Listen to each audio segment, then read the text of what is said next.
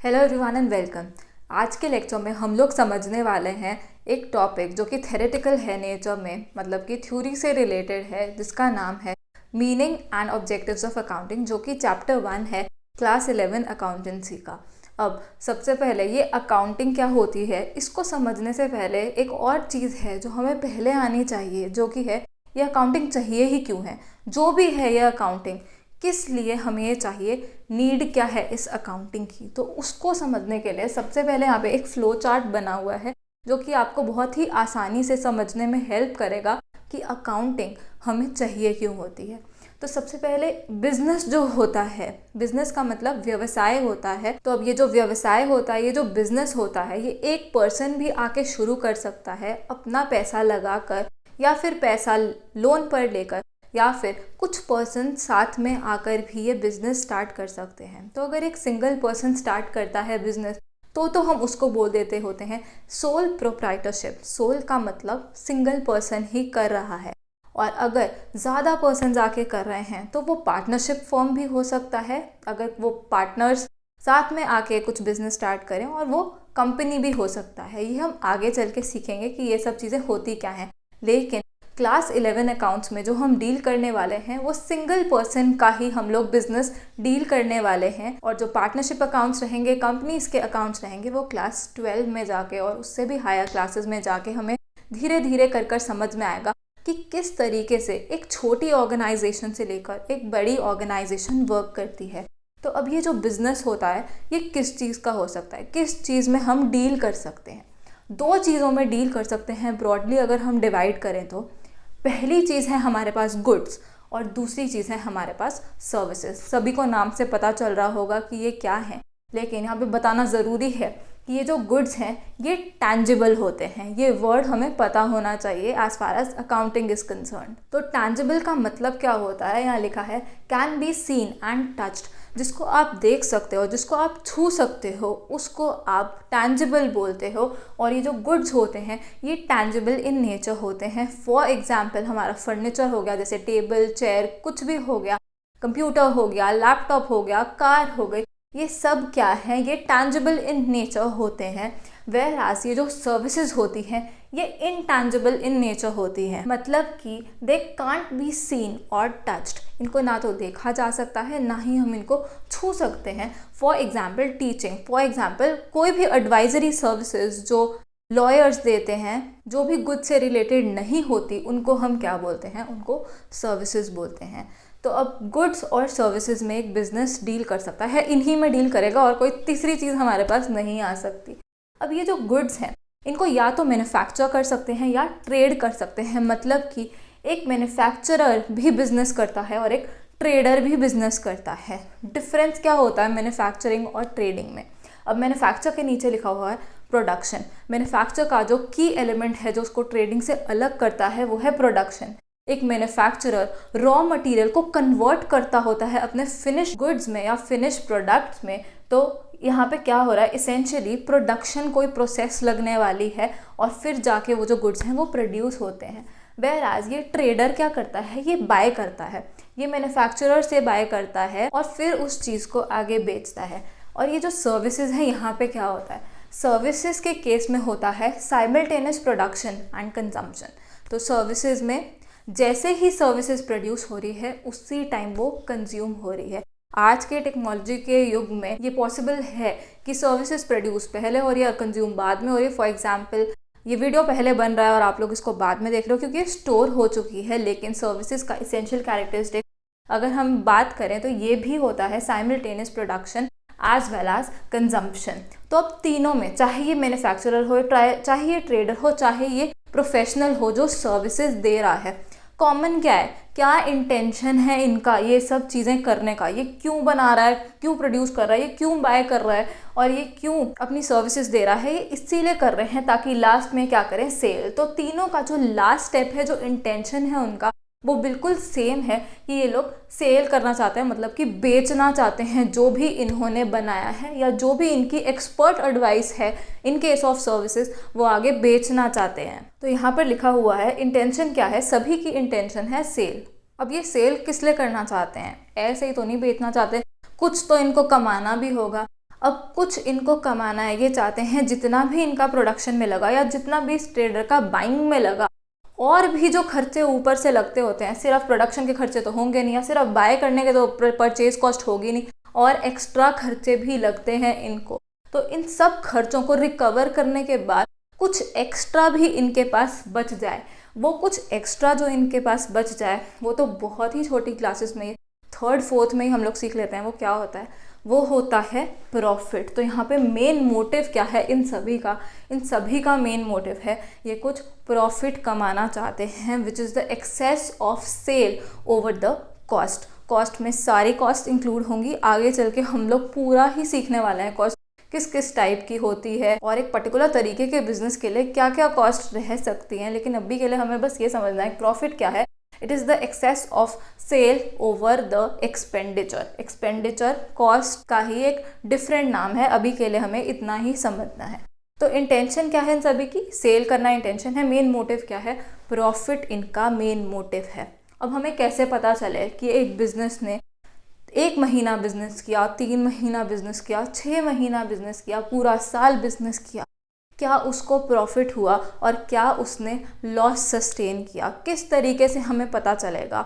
ये हमें बताती होती है अकाउंटिंग। तो यहाँ पे लिखा है how do we come to know about the net result के बाद यहाँ पे 2 एरोस लगा के लिखा हुआ है प्रॉफिट या लॉस। तो या तो हमें प्रॉफिट होगा, मतलब कि हमारा जो भी सेल है, जितना भी हमारे पास आया है वो ज़्यादा है, और जितना हमने कॉस्ट हमारी लगी, जो एक्सपेंडिचर है वो कम है। तो क्या ये जो गैप है हमारा सेल और पूरे एक्सपेंडिचर के बीच में, इसको क्या बोल देंगे?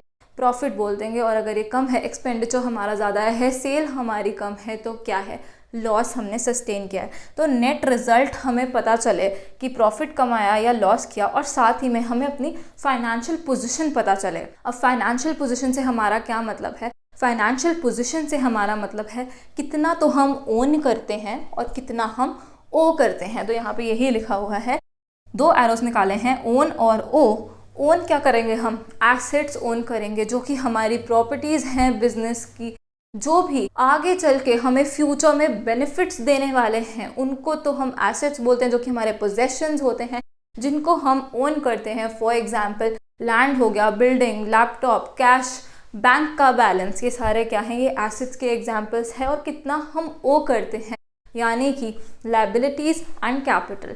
लायबिलिटीज़ वो चीज़ जो हम लायबल हैं दूसरों को देने को, मतलब कि जो हम ओ करते हैं दूसरों को, आगे चल के हमें उसके लिए कुछ ना कुछ ऑब्लिगेशन तो पूरी करनी ही पड़ेगी, चाहे पैसे देकर हमें करनी पड़े, चाहे हमें कुछ सर्विसेज प्रोवाइड करनी पड़े, हम ऑब्लाइज्ड हैं आगे चल के कुछ ना कुछ तो देने के लिए। और साथ ही में कैपिटल वो पैसा जो ओनर अपने बिजनेस में इन्वेस्ट करता होता है। तो हमें पता कैसे चले कि हमारी फाइनेंशियल पोजीशन क्या है?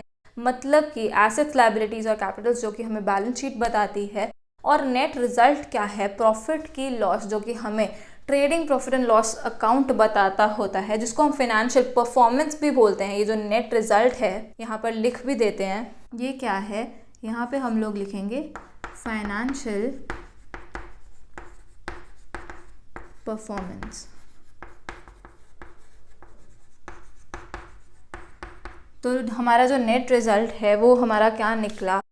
फाइनेंशियल परफॉर्मेंस हमारी कैसी रही, प्रॉफिट हुआ कि लॉस सस्टेन किया, और फाइनेंशियल पोजीशन हमारी क्या थी, एसेट्स, लायबिलिटीज़ और कैपिटल का क्या हमारा बैलेंस है, तो कितना ओन कर रहे हैं और कितना ओ कर रहे हैं। ये सारी चीज़ें हमें पता चलती है अकाउंटिंग से। तो इसलिए हमें अकाउंटिंग चाहिए, क्योंकि ये एक प्रोसेस है, एक सिस्टमैटिक प्रोसीजर है, जिसको फॉलो करके हमको पता चलेगा कि हमने जिस चीज़ के लिए, जिस मोटिव के लिए ये बिज़नेस को स्टार्ट किया था, क्या उस मोटिव को हम अचीव कर पाए। मतलब कि क्या हमने प्रॉफिट कमाया या फिर क्या हमने लॉस सस्टेन कर लिया, हमारा बिज़नेस उतना अच्छे से नहीं चल पाया। इसलिए हमें अकाउंटिंग चाहिए होती है। और अकाउंटिंग को हम क्या बोल सकते हैं? अकाउंटिंग को बोल सकते हैं एक लैंग्वेज, एक बिज़नेस को समझने की। क्योंकि अगर एक बिज़नेस को हम मॉनेटरी टर्म्स में, मतलब कि मनी की वैल्यू उससे असर्टेन करना चाहते हैं एक बिजनेस की, तो कैसे कर सकते हैं? सिर्फ और सिर्फ अकाउंटिंग के थ्रू ही हम उसको कर सकते हैं। क्योंकि अकाउंटिंग एक ऑल टुगेदर डिफरेंट मेथडोलॉजी है, जिसमें एक अलग सेट ऑफ टर्म्स यूज़ किया जाता है, और उन टर्म्स को यूज़ कर वो टर्म्स है बेसिकली जो है 7 चीज़ों के अराउंड ही हमारी ये जो अकाउंटिंग है वो घूमती है, जो कि है पहला एसेट्स, दूसरा लायबिलिटीज़, तीसरा एक्सपेंसेस, चौथा इनकम्स, पांचवा कैपिटल, छठा डेबिट और सातवां क्रेडिट। इन सब को यूज़ करके ही अकाउंटिंग में जो कुछ भी हो रहा होता है वो इन 7 के अराउंड ही हमारा रिवॉल्व कर रहा होता है। तो अभी इस लेक्चर में बस देखते हैं कि ये अकाउंटिंग जो है इसका मीनिंग हमको डिराइव करना है। तो सबसे पहले अकाउंटिंग के जो स्टेजेस हमारी रहती हैं, क्या क्या करना होता है हमने अकाउंटिंग में, वो यहाँ पर लिखा हुआ है। सबसे पहले तो हमको कुछ आइडेंटिफाई करना पड़ेगा। अब आइडेंटिफाई करना है किसको?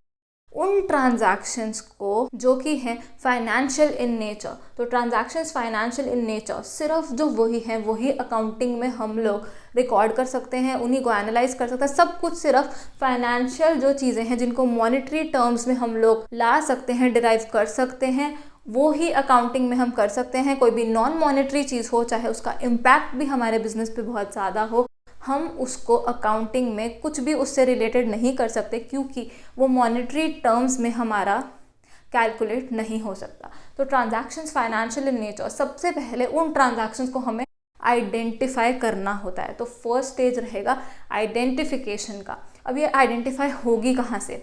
कुछ एविडेंसेस होते हैं हमारे पास जिनको क्या बोलते हैं? वाउचर्स। तो यहाँ पे लिखा हुआ है आइडेंटिफाई, उसके आगे लिखा हुआ है एविडेंसेस और उसके आगे लिखा हुआ है वाउचर्स।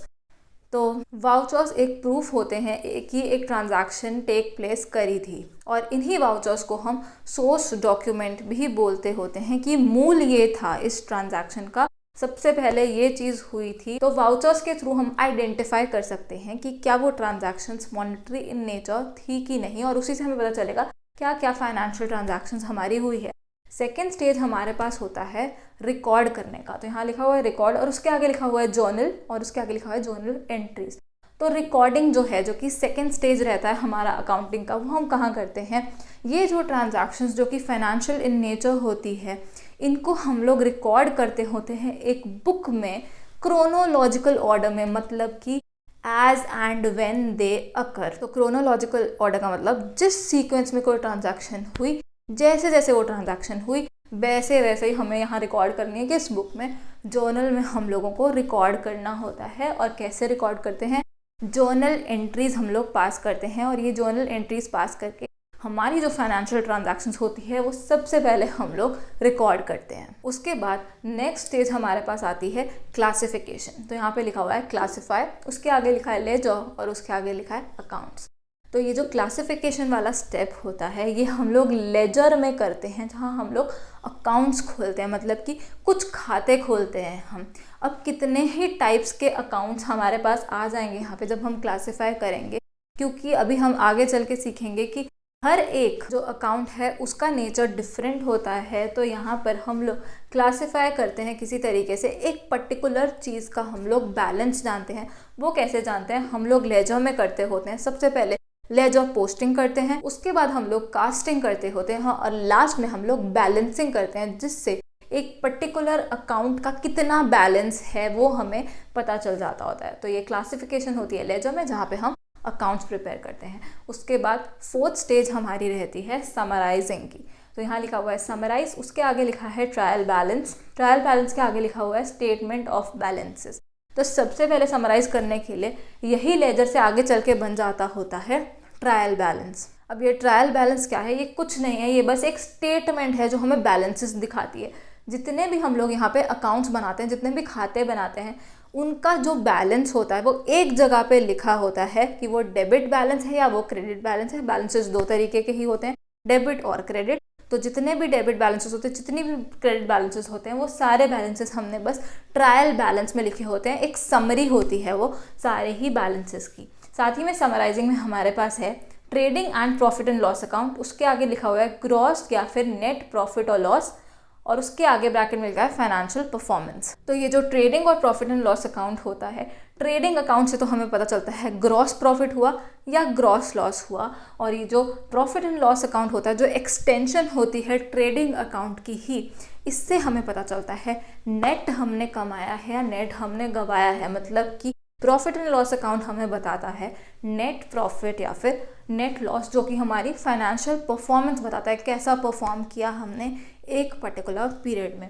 उसके बाद ये समराइज के नीचे ही है थर्ड बुलेट जो कि है बैलेंस शीट। बैलेंस शीट हमें क्या बताती है, कितना ओन करते हैं, कितना ओ करते हैं, मतलब कि एसेट्स कितने हैं और लायबिलिटीज एंड कैपिटल कितना है हमारे पास। तो वो जो स्टेटमेंट होती है उसको हम लोग बोलते हैं बैलेंस शीट, जो कि हमें बताती है फाइनेंशियल पोजीशन। उसके बाद जो स्टेज है वो है हमारी इंटरप्रेट करने की। अब ये हमें समराइज करके तो दे दिया कि ये तो आपकी फाइनेंशियल परफॉर्मेंस है और ये तो आपकी फाइनेंशियल पोजीशन है, मतलब कि इतना तो आपने प्रॉफिट कमा लिया, इतने एसेट्स है आपके पास, इतनी लायबिलिटीज़ है, इतना आपको देना है। अब इंटरप्रेट भी करना है हमें उस इंफॉर्मेशन को, ताकि कुछ मीनिंगफुल कंक्लूजन्स हम उससे निकाल सके। तो इंटरप्रिटेशन में क्या होगा, एनालिसिस और कंक्लूजन्स। हम लोग एनालाइज करने वाले हैं उस इंफॉर्मेशन को कि अगर हमने प्रॉफिट कमाया तो क्या ड्राइवर था हमारे प्रॉफिट का, किस कारण से हम प्रॉफिट कमा पाए, क्या पिछले साल से वो प्रॉफिट ज़्यादा है या कम है, अगर ज़्यादा है तो क्या ड्राइवर था उसको ज़्यादा करने के लिए, और अगर कम हो गया तो क्या गलती हो गई हमसे कि वो कम हो गया। और इन केस ऑफ लॉस हमको एनालाइज करना पड़ेगा कि वो लॉस हमारा है किस कारण। क्या ग्रॉस लॉस ही हो गया था, ऊपर ट्रेडिंग अकाउंट में ही लॉस हो गया था हमारा, या फिर नेट लॉस हुआ है, मतलब कि वैसे तो हमारा जो मेन बिजनेस है जो ट्रेडिंग अकाउंट से पता चलता है वहाँ तो प्रॉफिट ही कमाया था, लेकिन नीचे प्रॉफिट एंड लॉस अकाउंट तक आते आते हम लॉस में चले गए। ये सारी चीज़ें, इसको इंटरप्रिटेशन बोलते हैं, मतलब कि एनालाइज करना और उससे कुछ कंक्लूजन्स निकालना, मतलब कि मीनिंगफुल इन्फॉर्मेशन निकालना, ताकि आगे से हम अपनी परफॉर्मेंस और अच्छी कर सकें। और लास्ट स्टेज जो हमारा होता है वो होता है कम्युनिकेशन। तो यहाँ लिखा हुआ है कम्युनिकेट। किसको कम्युनिकेट करेंगे हम, दो एरोस लगा कर लिखा है, internal users for example management और दूसरा external users for example investors. तो यूजर्स ऑफ फाइनेंशियल इन्फॉर्मेशन होते हैं जो ये फाइनेंशियल इन्फॉर्मेशन हमने बताई, namely trading and profit and loss account और बैलेंस शीट। इसमें जो इन्फॉर्मेशन है इसको कौन यूज़ करेगा, पहला तो कंपनी के अंदर के ही लोग जिनको हम इंटरनल यूजर्स बोलते हैं, मतलब कि जो ओनर खुद है और जो मैनेजमेंट है वो यूज़ करेगी इन फाइनेंशियल इन्फॉर्मेशन को आगे के डिसीजंस लेने के लिए और देखने के लिए कि पिछला जो उन्होंने प्लान किया था क्या उस प्लान के हिसाब से ही उनका काम हुआ है कि नहीं हुआ। और दूसरे हैं एक्सटर्नल यूजर्स, जैसे कि इन्वेस्टर्स हो गए, एम्प्लॉयज़ हो गए, ये बाहर के लोग हैं जिनको फिर भी जानना है कि ये कंपनी जो है ये कैसा परफॉर्म कर रही है। इन्वेस्टर्स को इसलिए जानना है कि उनको पैसा लगाना है इस कंपनी में, ऐसे ही एम्प्लॉयज़ को इसलिए जानना ताकि उनको पता चले जिस कंपनी में वो काम कर रहे हैं वो किस तरीके से ग्रो कर रही है कि नहीं, या उनकी सैलरी उस हिसाब से ग्रो कर भी रही है कि नहीं कर रही।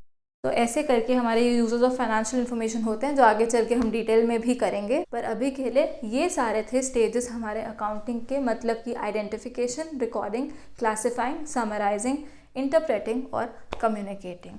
और लास्ट में यहाँ पर अगर पूछा जाए मीनिंग ऑफ अकाउंटिंग क्या होता है, तो एक डेफिनेशन है जो कि दी हुई है American institute of certified public accountants. यहाँ लिखा हुआ है मैंने अमेरिकन इंस्टीट्यूट ऑफ CPA।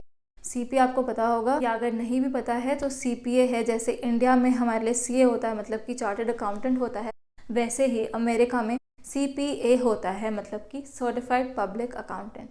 तो अमेरिकन इंस्टीट्यूट ऑफ CPA के हिसाब से क्या डेफिनेशन है अकाउंटिंग की, वो है accounting is the art of recording, classifying and summarizing in a significant manner and in terms of money, transactions and events which are in part at least of a financial character and interpreting the results thereof। तो ये जो line इतनी बड़ी सी लग रही है, इसमें कुछ भी हाई फाई यहाँ पे यूज़ नहीं किया गया।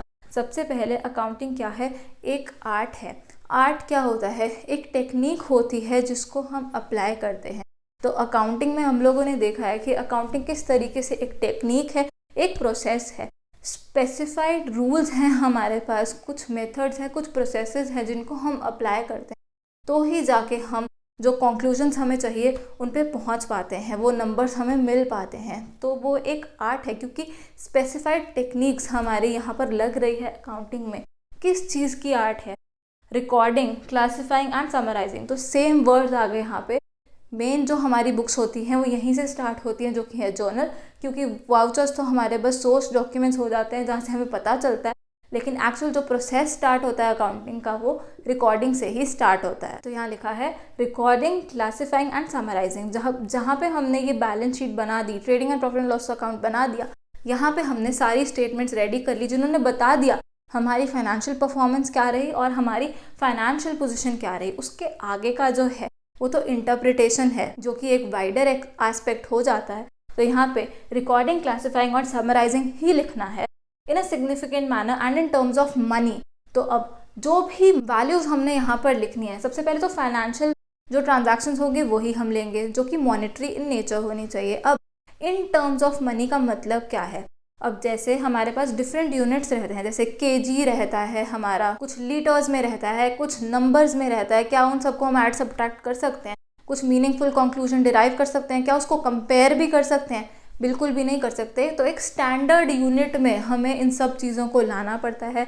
हम ऐसे नहीं लिख सकते कुछ केजीज कुछ लीटर्स में लिख दो, कुछ एकर्स में लिख दो, जैसे लैंड होगी उसको एकर्स में लिख दो, ये हम नहीं कर सकते। इसलिए सिंगल यूनिट में लाने के लिए, ताकि वो चीज़ें कंपेरेबल भी हों और उनसे हम मीनिंगफुल कंक्लूजन्स डिराइव भी कर सके, ऐड सब्ट्रैक्ट कुछ भी कर इसलिए इन टर्म्स ऑफ मनी ही हमने सारी वैल्यू लानी है। मतलब कि इंडिया में रुपीज़ में हमको सारी वैल्यूज़ लानी पड़ेंगी। और फिर ट्रांजैक्शंस एंड इवेंट्स, कोई भी ट्रांजैक्शन हो रही है, कोई भी लेन देन हो रहा है, कोई भी इवेंट हो रहा है, which are in part at least, कम से कम उनका थोड़ा सा पार्ट तो ऑफ अ फाइनेंशियल कैरेक्टर। ये हमने ऑलरेडी देख लिया कि फाइनेंशियल इन नेचर ही हमें वो ट्रांजैक्शंस लेनी है। And interpreting the results thereof, और उसके बाद उसके जो रिजल्ट्स निकले, मतलब कि क्या निकलेगा रिजल्ट में निकलेगा trading and profit and loss account और बैलेंस शीट निकलेगी रिजल्ट में। तो उस चीज़ को आगे इंटरप्रेट करना, एनालाइज करना और कंक्लूजन्स निकालना, उसको हम लोग बोलते हैं अकाउंटिंग। तो इसका मतलब क्या रहा? Accounting is an art of recording, classifying and summarising in a significant manner and in terms of money transactions and events which are financial in nature and interpreting the results thereof. तो words क्या याद रखना है? Words याद रखना है art, कि ये एक आर्ट है, क्योंकि इसमें स्पेसिफाइड टेक्निक्स हम फॉलो करने वाले हैं, कुछ मेथड्स फॉलो करेंगे, कुछ रूल्स फॉलो करेंगे, कुछ प्रोसेसेस फॉलो करेंगे हर चैप्टर में। और उसके बाद करेंगे क्या? इसमें हम रिकॉर्डिंग करेंगे, क्लासिफाइंग करेंगे और समराइजिंग करेंगे। कैसे करेंगे? इन मॉनेटरी टर्म्स, मतलब कि इन टर्म्स ऑफ मनी। किस चीज़ को? ट्रांजैक्शंस और इवेंट्स को करेंगे जो कि क्या हैं? फाइनेंशियल इन नेचर हैं। और लास्ट में क्या? इंटरप्रेट करेंगे द रिजल्ट्स देयर ऑफ। और साथ ही में नीचे आप लिख भी सकते हैं कि ये जो डेफिनेशन है किसने दी है? ये दी है American institute of certified public accountants. तो इसी के साथ ये वाला जो लेक्चर है यहाँ ख़त्म होता है, और नेक्स्ट लेक्चर में हम लोग कुछ और चीज़ें सीखेंगे और आगे के थ्योरी के टॉपिक्स हम लोग कवर करेंगे। Thanks for watching, keep smiling and keep learning. Bye bye.